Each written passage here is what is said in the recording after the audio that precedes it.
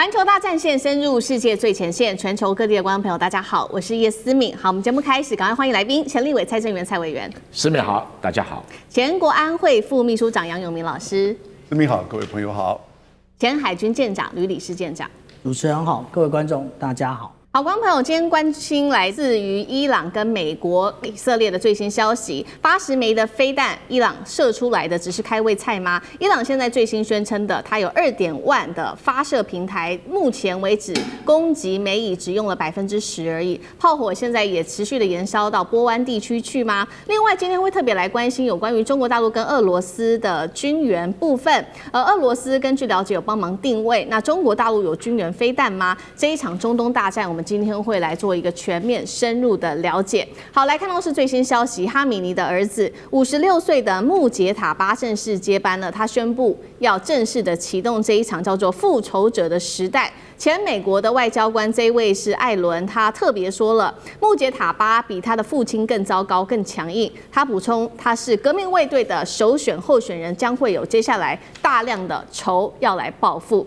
好，我们赶快来看到，所以呢，伊朗就在8号这一天启动了这一场攻击，这个叫做发动的真实承诺4的行动。这当中出动了80枚的飞弹，就这样射向了以色列，再包括它的北中南地区同时都拉了防空警报，并且攻击到多个城市。4波的飞弹攻击涵盖的范围包括了有特拉维夫，它的首都特拉维夫、海法等主要城市，大量的民众也躲向了防空避难所里面去。5个小时而已，就已经有4波的飞弹攻击。伊朗是这样讲的，他说目前针对于伊朗的攻击，他们只针对于以色列跟美国的攻击，他们只用了10%而已，还有2.5个导弹的发射平台还没有做使用。那另外一方面，看到巴林来自于美联社的报道，也被伊朗所攻击了。这是在他的一个穆哈拉市的一所大学遭到飞弹击中，造成3个人受伤，建筑物受损之外，这是在我们看到大学的部分。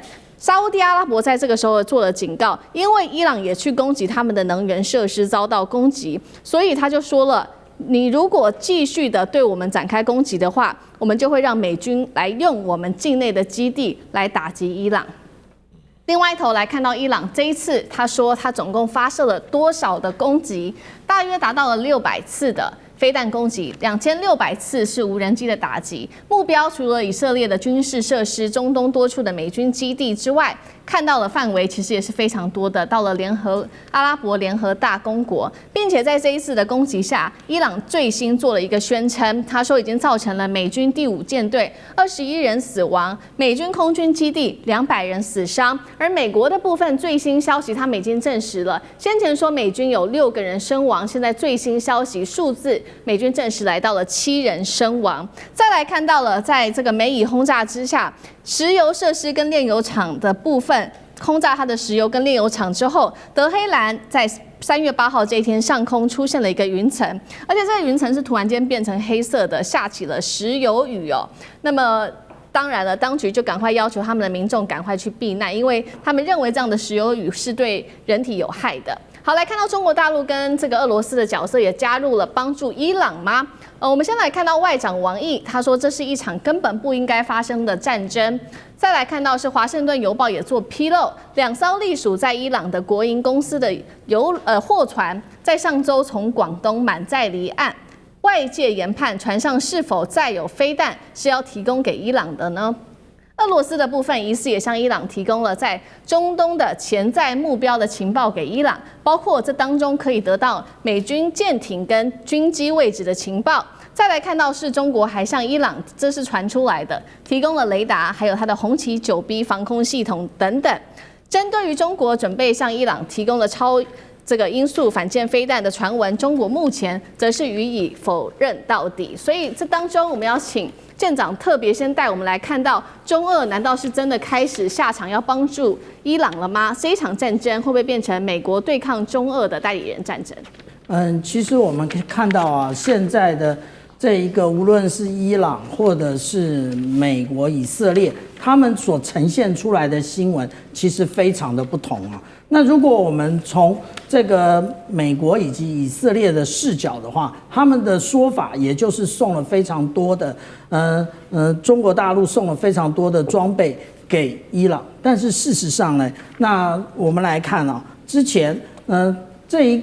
个美国的中央司令部，它每天不断的提供最新的他们的一个攻击的目标，例如说这攻击的是一个那个机堡，那这个没有门的机堡呢，结果就立刻被命中。但是我们看了这么多啊，唯一一个比较像中国大陆的装备的唯一一个，其实也就是这一个红旗2的这个飞弹。可是这个红旗2呢，实际上俄罗斯也有。那在这种飞弹呢，那它这里当然也是提供了另外一个就是被击毁的一个照片啊。可是这个飞弹是1960年代的飞弹，也就是距今啊这么长的时间，其实它也就是辽被一格。至于有很多的说法，也就是说，例如说红旗9B，如果真的在这个部署的话，那应该也会有类似的照片，但是没有，雷达也没有。但是我们如果来看，是不是有相关的军民两用的装备送到了这一个伊朗呢？那我们来看看啊。这个是华盛顿邮报他所拍下来的接下来的卫星的照片。那也就是说，这2艘船，那其实现在如果按照3月7号的一个地点的话，他们正在通过南海，然后正准备通过马六甲海峡。因为现在的 AIS 啊，它都会显它的终端到底在哪里。那它的地点的 ETA 的地方其实就是在伊朗。那大家都认为，那当然他们也觉得这是他们停靠在一个危险品码头，也就是专门送这种化学药品的。那也就是是不是有这种提供给伊朗这一种推进药的这个可能呢？那但是我们这样讲啊，有的时候码头比较繁忙的时候，任何的货柜都会做各种的调派。我举个例子，那个当年海军敦睦支队到新加坡的时候，我们靠的其实就是货柜码头，我们的上面还有起重机。那这个是透过那个它的一个港口的安排，所以不一定是靠哪里它就一定有什么。而且我们如果说仔细的看华盛顿邮报的这张照片，我们可以从它的甲板上面密密麻麻的，其实它就是一个一个货柜而已。那大家也不要想的太多。那至于说中国大陆呢，它是如此，那俄罗斯呢会不会有其他的方面？例如说有些人认为说会给这个尖端的，例如说定位系统，或者是这一种卫星照相的部分啊。这个部分不要讲说俄罗斯会不会给伊朗啊，我们想一想当年那个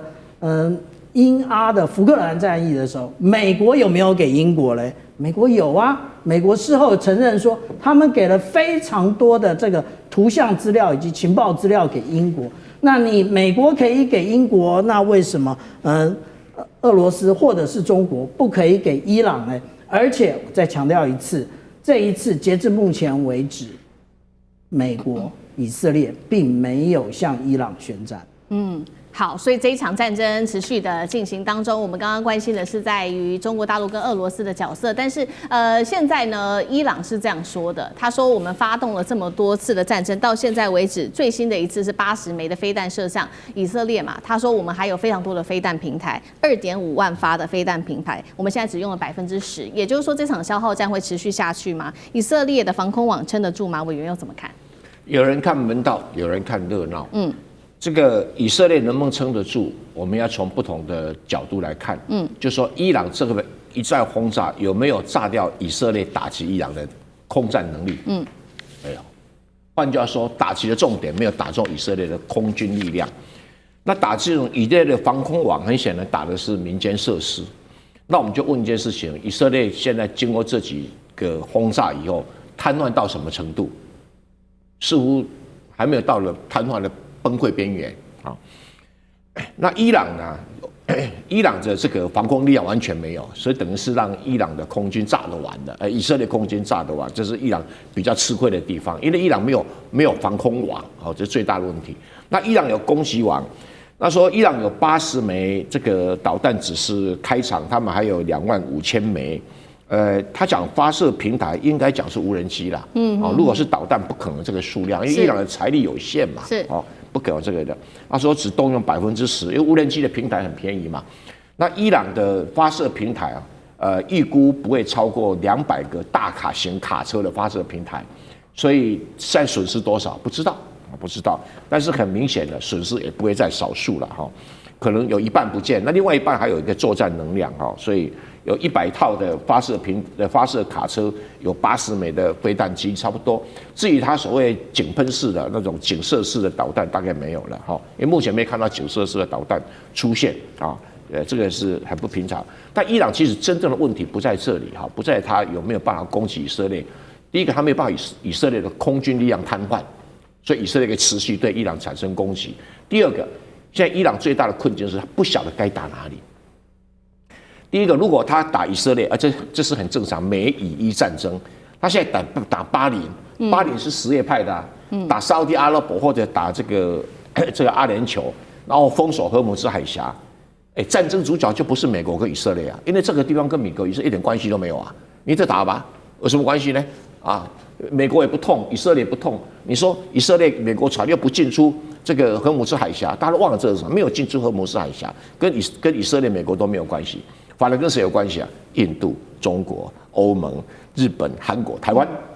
这有关系啊。所以变成说打荷姆兹海峡是等于是另外一场战争，因为主角全部换人了嘛。所以你只能对油价涨，那现在油价暴涨，美元暴涨，这什么意思？美国是获利者啊，这美国，而且中国是损失的，印度损失的，只是损失日本损失是损失的轻重不同而已嘛，哈。那有人讲说美国会经济什么乱？你看到其他国家损失更重，美国那点股价跌那还好，而且美国的债券没有暴涨，没有暴跌，维持稳定，你要从这几个数字来看的话，哈。美国可能还觉得很热的，你就继续封锁荷姆兹海峡吧。你要做反封锁，说让你们大家来拜托我，给我钱，因为那是主角不同的战争，而且荷姆兹海峡的战斗跟以色列一点关系都没有，那所以跟原来的美以伊战争，现在变成伊朗跟波斯湾国家跟其他国家的战争，哇，这另外一种战争这个伊朗能不能找到便宜？找不到便宜，麻烦就在这里，因为以前。会有效是美国从中东进口很多石油，现在美国完全不从中东进口石油，你甚至拿它没办法，完全拿了吧。而且它还石油出口国，现在全世界最大石油生产国就是美国啊，它会赚翻了。我跟你讲，赚翻了。所以这个伊朗的战略困境就在这里，就他不晓得该打哪里，不晓得该打谁。那打了以后，波斯湾国家变成他的仇人，沙特就放话了，你再打你就看着办。沙特的空军力量。比以色列差不了多少阿联酋的空军力量也很强那现在等于就是说，伊朗的民用设施还没有遭到太惨的攻击。那如果未来再波及到伊朗的民用设施，以色列固然受损，那以色列固然受损，后面有钱爸爸帮他补你伊朗就可能中国、俄罗斯都帮不上忙。好，卢委员说了，确实这场战争现在扩大到波湾地区去，包括了巴林等等的国家。那沙烏地阿拉伯也出来喊话了。那杨老师又怎么看这一场战争持续的扩大？先说中国跟俄罗斯会不会在背后支持伊朗？我先说，美国现在背后没有国家支持他。西班牙、法国、挪威是反对，认为这是非法的战争。英国、澳洲现在被要求，但他们现在在犹豫，而且强调不可以用于战争，所以跟过去的阿富汗、伊拉克战争完全不一样。美国的盟邦除了以色列，其实没有人愿意参战。那现在海湾地区的国家现在面临到一个两难：美国在用他们的基地，他们也需要美国的基地，但是他可能会被威胁、被攻击。沙特阿拉伯这边说，如果再攻击的话，会允许美军用境内的基地。你不老早已经允许了。那沙特阿拉伯会不会去攻打伊朗？不至于，双方这个可能不会走到这一步。那最多这是一个壮胆跟放话。那至于现在伊朗跟美国目前的这个情势我觉得在战略的层面，其实伊朗并没有就是说落后太多，因为美国跟以色列是攻击者，伊朗是遭受攻击还被斩首，这个国家快要崩溃。结果很快的，你看到它整合起来，新的政权延续，然后呢也有节奏的做反击，而且后面可能比过去这25波以上的反击还拥有大概2倍到3倍的无人机和弹道飞弹的储存量。是。那所以这样子的一种比较的话，你就发现到，当然你如果就双方的战损跟死伤人数，伊朗这边一定是很大的。而且像昨天那个德黑兰下黑雨，这个对人民、对社会经济影响都很大。对，我看到联合国的，就是难民总署就公布，在过去这一周出现了20多万、快30万的，就是避难的难民，也就是在国家内部离开德黑兰，还有以色列逃离特拉维夫的这些叫所谓的避难难民，但还没有出现跨国境的这个难民，所以基本上这个政治、经济跟地方的治理体制在伊朗还算是稳定。那现在新的领袖出来，所以呢，那当然一方面他自己权力巩固，二方面